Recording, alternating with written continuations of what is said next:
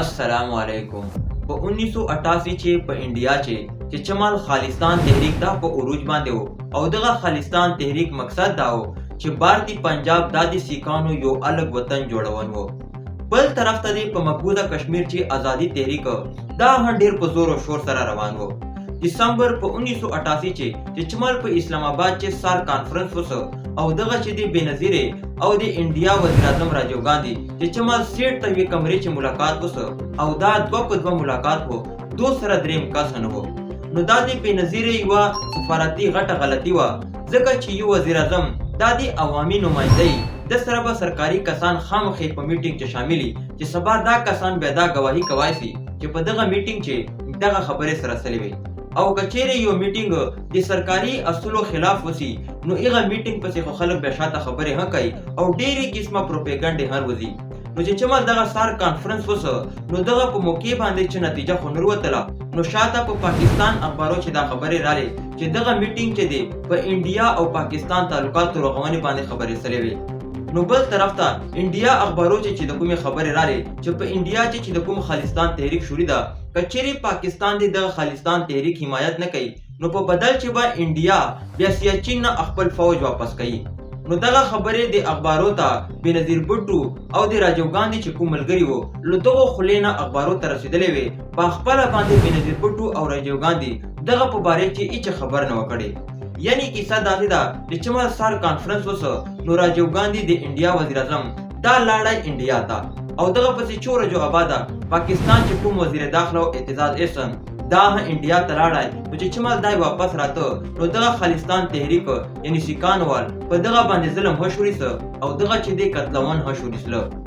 نو الته دغه خبر سره پیلاوسلا چې اعتزاز احسن دی خالستان تحریک فیرستونه چې کوم دای انډیا ته ورکړو. نو چې چمال د انډیا وزیر داخله بوټا سنگ بیان په پاکستان اخبارو چې راغی نو ایغه دا ویلو چې کوم خلک د خالستان تحریک حمایت کوي نو دا دې نه کوي او پاکستان باندې دا الزام هو لگاو چې پاکستان د کشمیرانو ته ټریننګ هور کوي. نو دغه خبره هم وکړه چې د پاکستان کومه وعده خالستان تحریک حواله سره انډیا سره کړې و نو دا پاکستان پورا کړه.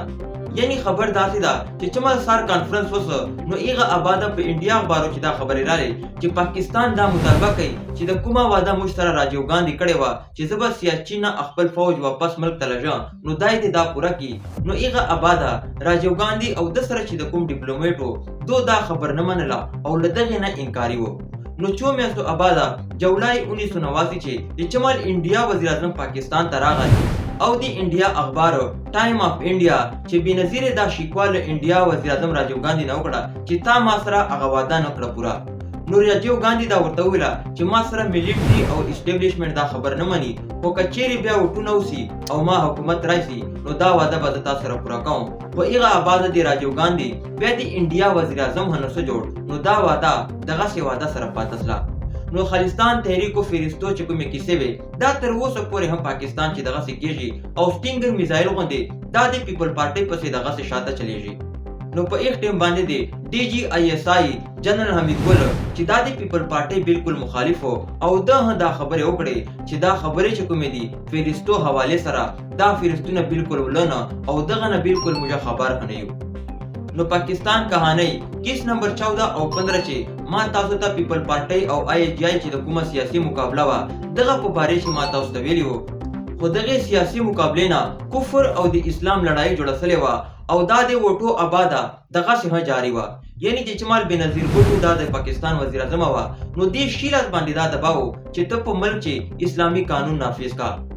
نو په یک ټیم باندې پنجاب وزیر اعلی نواز شریف او د دې بنظیر ته تکلیف ورکونه پاره او شیلاس خلکو خوشالونه پاره په پنجاب کې د اسلامي قانون نافذونه اعلان وکړ او دا یې ویلا چې هر سړی به په ناظره باندې قران ختمي او کوم سړی چې ای فسکړای دای چې کومه ادارې ته او علم حاصلای د پاره بدا تعلیم مفتی او المانجو قائمون پاره د دې هڅو اقدامات هم کړی وو. نو نواز شریف دا ویلا چې ما د دې په معاشره چې څه کته غسه وکړو چې معاشره لا دین نه سي یعنی سیکولر تنواړي.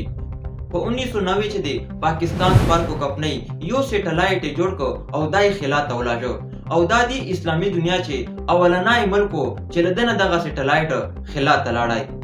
بل طرف ته دی په اخبارو چې ټیسټ ټیوب بیبي خبرې هراله او دغه ایکسپریمنٹ په ملتان کې سلی وو، یعنی دا دی پاکستان چې د کومه طبي شعبه ده دغه کامیابه تجربه وه.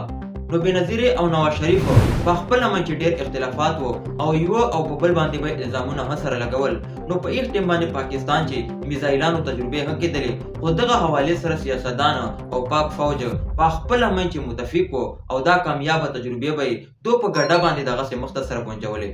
خو بل طرف ته دی اسلامي مدرسو نه دا فتوی هم جاری سلې چې په اسلام کې دی ښځې حکمراني نسته ده او بېنظیر بټو میډو آصف علي زرداري باندې د کرپشن الزامونه هم ولګېدل او سرکاري منصوبو له وجې نه یې دلته کیک بیک والا ورته ویله او دا یې د مسټر 10% باندې مشهور څه. نو پیپل پارټۍ باندې دغه الزامونه دغسې لګېدلي وو، خو دې حکومت پاکستان چې دغسې لا قایم وو. خو بل طرف ته دی پاکستان چې یوه داسې سانحه وسله چې هغه سره د پیپل پارټۍ حکومت پاکستان چې بالکل ختم سو. نو دا واقعه به په بل کیس چې زه تاسو سره ډسکس کوم. تاسو هم ملاقات په یوې په نوې ویډیو کې کېږي. السلام علیکم.